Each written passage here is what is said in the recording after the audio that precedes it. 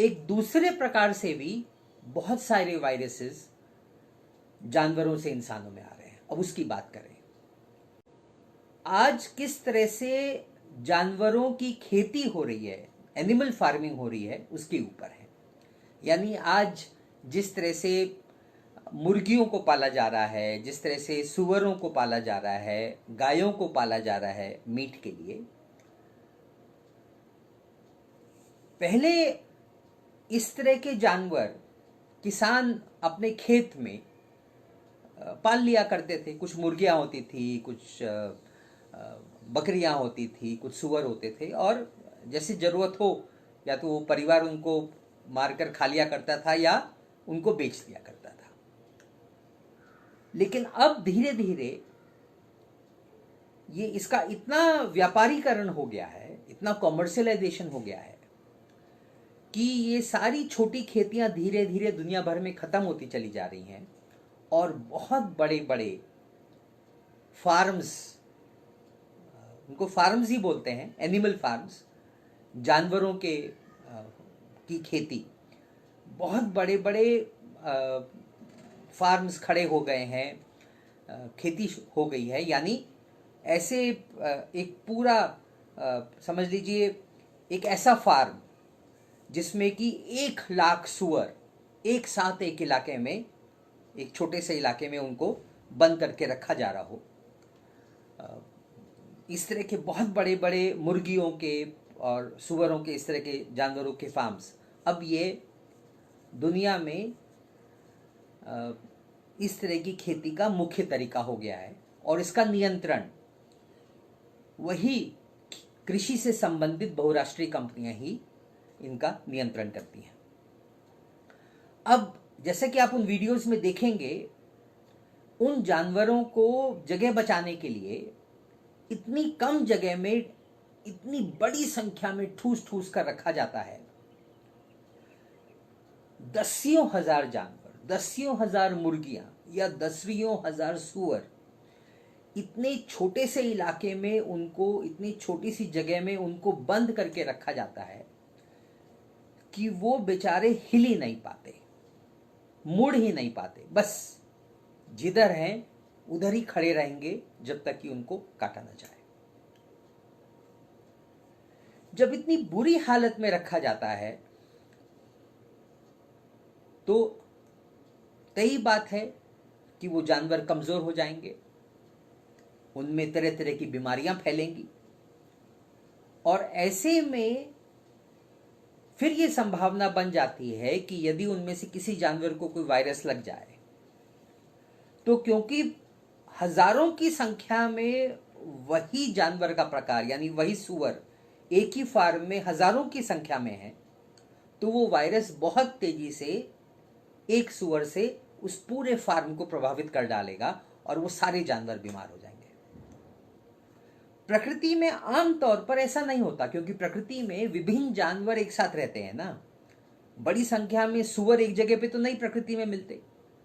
तो उसके चलते यदि कोई वायरस किसी जानवर को लगता है तो सुअर को जो वायरस लगेगा वो मुर्गी में नहीं जाएगा, वो बकरी में नहीं जाएगा, वो घोड़े में नहीं जाएगा, वो सुअरों में ही फैलेगा। तो ऐसे में जब तक कि बहुत सारे सुअर एक जगह नहीं होते, वो वायरस सुअर से और सुअरों में नहीं फैलेगा। और प्रकृति में आमतौर पर बहुत बड़ी संख्या में एक प्रकार के जानवर एक तरह से एक साथ नहीं होते, तो अपने आप में प्रकृति में जो वैविध्य मिलता है उसके चलते वायरस का ट्रांसमिशन, वायरस का संक्रमण अपने आप ही रुक जाता है प्रकृति की विविधता के चलते। लेकिन अब जब इंसानों ने, बड़ी बड़ी कंपनियों ने नफे की हवस के लिए इतनी बड़ी संख्या में जानवरों को एक जगह पे कैद कर दिया, तो ऐसे में फिर वो वायरस उन पूरे जानवरों को प्रभावित कर डालता है। और ऊपर से वो जानवर बहुत ही भयंकर परिस्थितियों में रखे गए हैं, उनमें से कई बीमार हो रहे हैं, शारीरिक रूप से कमजोर हो रहे हैं, उनके इम्यून सिस्टम्स कमजोर होते चले जा रहे हैं। तो इसमें फिर ये संभावना बन जाती है कि उस वायरस में जनुकीय परिवर्तन हो, जेनेटिक म्यूटेशन हो, और वो वायरस नए नए रूप लेता रहे। अब उन जानवरों को बीमारी से रोकने के लिए जब उन फार्म्स के डॉक्टर्स उन जानवरों को वैक्सीन देते हैं या एंटीबायोटिक्स देते हैं,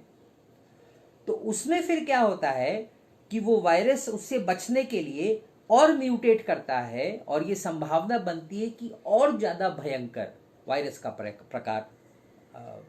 का उद्भव हो जाए। तो यही कारण है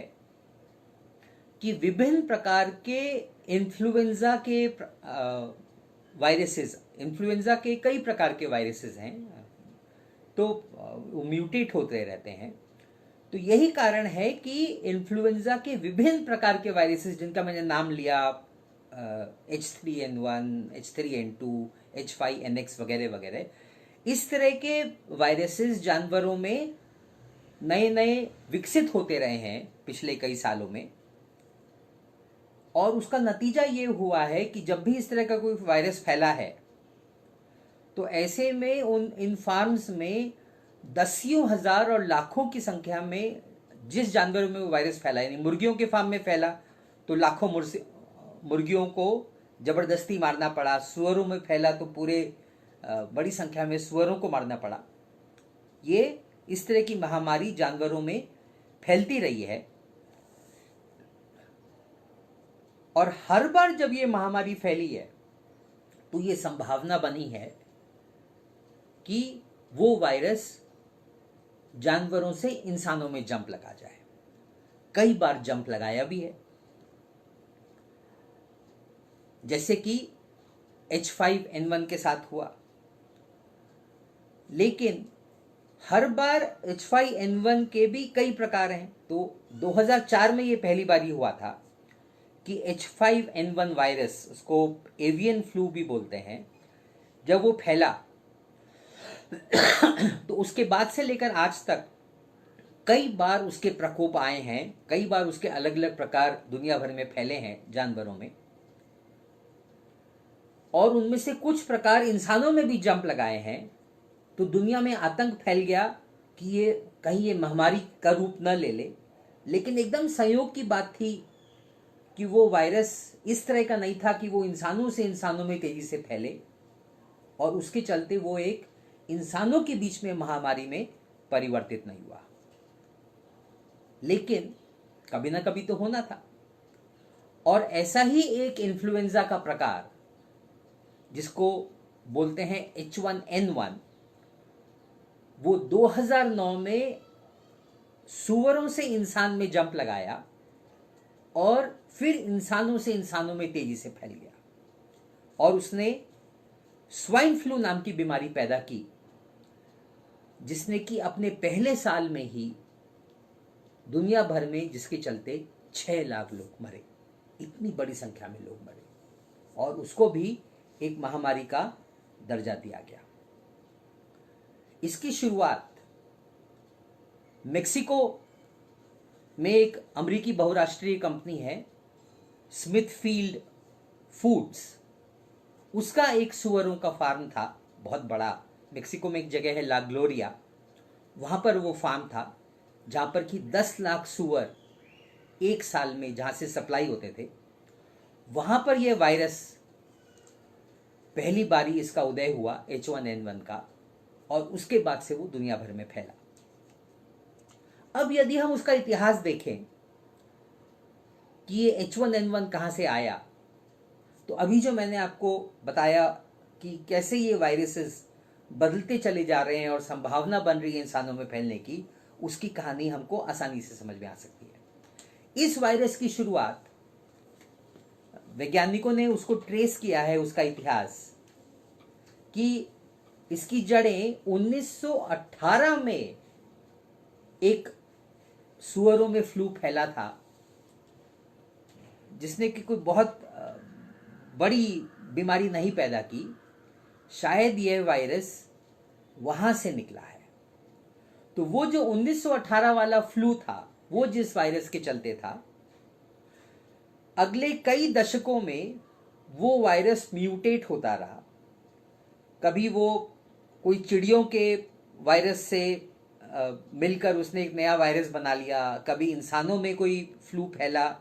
उसकी वायरस और ये वायरस दोनों कंबाइन कर गए और म्यूटेशन हो गया और एक नया वायरस बन गया। और इस तरह से म्यूटेशन होते होते 1998 में उसने एक नए प्रकार का वायरस का रूप लिया जिसको कहते हैं H3N2, जो बड़े पैमाने पर जानवरों में फैला। और फिर वो H3N2 म्यूटेट करके 11 साल बाद H1N1 बन गया।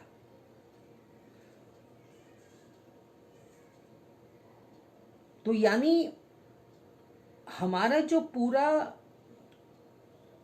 जानवरों को पालने का तरीका है मीट के लिए, जिसको एनिमल फार्म्स बोलते हैं, यानी कुल मिलाकर हम आज जो बड़ी बड़ी कंपनियां नफे के लिए अपने खर्चे कम से कम करने के लिए और अपना नफा अधिक से अधिक करने के लिए जिस तरह से उन्होंने खेती के तरीके अपनाए हैं कि जानवरों को एकदम भयंकर हालतों में इकट्ठा रखा गया है, उससे ये संभावना लगातार बनती चली जा रही है कि नए नए वायरसेस पैदा होते चले जाएंगे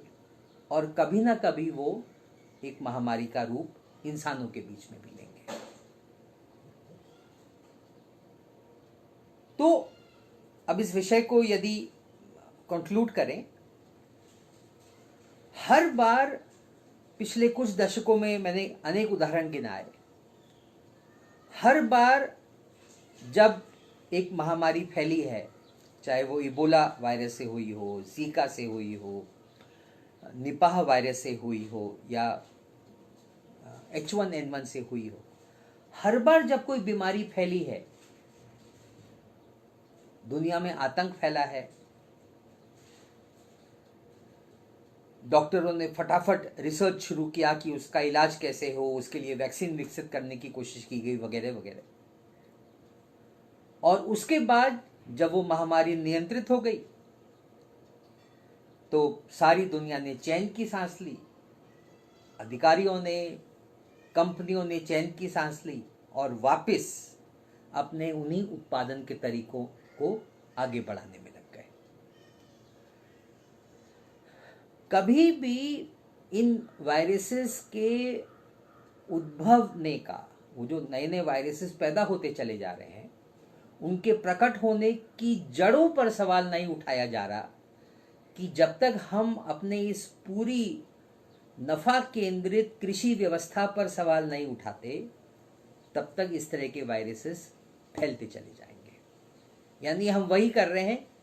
कि कंपनी प्रदूषण करती है, नदी का पानी प्रदूषित होता है और हम उस पानी को साफ करते चले जाते हैं, लेकिन वो कंपनी प्रदूषण क्यों कर रही है हम उस पर सवाल नहीं उठाते। उसी तरह से जब भी कोई महामारी फैलती है उसका इलाज ढूंढने की कोशिश की जाती है, जैसे आज कोविड-19 जिसको कह रहे हैं, यानी कोरोना वायरस 2, जब वो दुनिया में फैलने लगा है तो सारी दुनिया की कंपनियां वैक्सीन खोजने में लगी हुई हैं, लेकिन इस पे कोई भी बातचीत नहीं कर रहा कि ये वायरसेस बार बार क्यों दुनिया में आतंक फैलाने की परिस्थितियां पैदा कर रहे हैं।